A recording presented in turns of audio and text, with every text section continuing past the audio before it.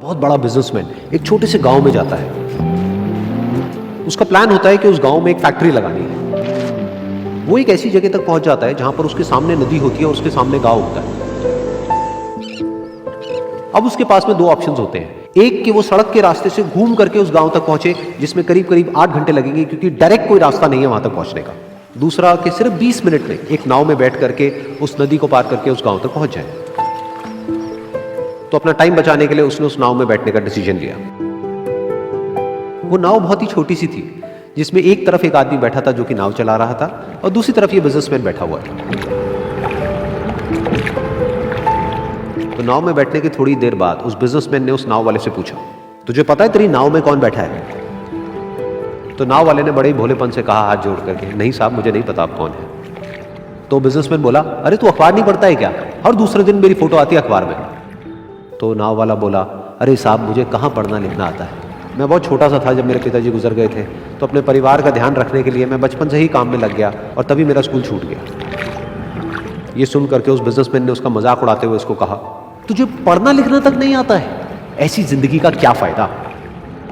ये सुन करके उस नाव वाले को बुरा तो लगा, लेकिन उसने कुछ नहीं कहा। थोड़ी देर बाद वो बिजनेसमैन उस नाव वाले से बोला, अभी कुछ ही दिन बाद ये जो सामने तू जमीन देख रहा है, यहां पर मेरी एक बहुत बड़ी फैक्ट्री होगी जहां पर हमारे ब्रांड की मिनरल वाटर की बॉटल्स बनेगी। उस नाव वाले को बात समझ नहीं आई। उसने कहा, क्या बनेगा साहब? तो बिजनेसमैन थोड़ा सा इरिटेट होकर के बोला कि हमारे यहाँ पर पानी की बोतलें बनेंगी जो तेरे गांव में नहीं बिकेगी लेकिन शहरों में बहुत बिकती है। अरे कभी तू शहर गया होगा तो तूने देखी होगी पानी की बोतलें रखी होती है दुकानों पर। फिर वो नाव वाला बोला, अरे साहब मुझे कैसे पता होगा, मैं तो कभी इस गाँव से बाहर गया ही नहीं। फिर वो बिजनेसमैन उसके ऊपर हंसते हुए बोला, तू कभी इस गांव से बाहर तक नहीं गया, तुझे पता ही नहीं कि शहर क्या होता है? अरे ऐसी जिंदगी का क्या फायदा? उसकी ये बात सुन करके उस नाव वाले को सच में लगने लगा कि मेरी जिंदगी शायद किसी काम की नहीं है। अपनी इस सोच की वजह से उसका नाव से ध्यान हटा और तभी नाव की टक्कर हो गई एक बड़े से पत्थर से, जिसकी वजह से नाव में पानी भरने लगा और नाव डूबने लगी।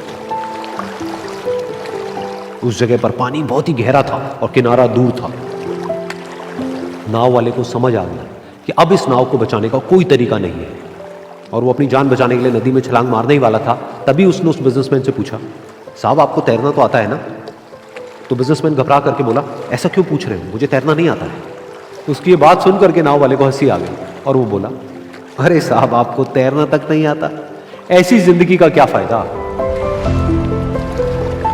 ये सुन करके उस बिजनेसमैन को अपनी गलती का एहसास हुआ और वो हाथ जोड़ करके उस नाव वाले से बोला, तुम जो कहोगे मैं तुम्हें दूंगा, बस मेरी जान बचा लो। तो उस नाव वाले ने बोला, अरे साहब आप घबराओ नहीं, मुझे सिर्फ तैरना नहीं आता है, मुझे डूबते हुए लोगों को बचाना भी आता है। आप मुझे कस के पकड़ लो, मैं आपको कुछ नहीं होने दूंगा। और फिर उस नाव वाले ने ना सिर्फ अपनी बल्कि उस बिजनेसमैन की भी जान बचाई।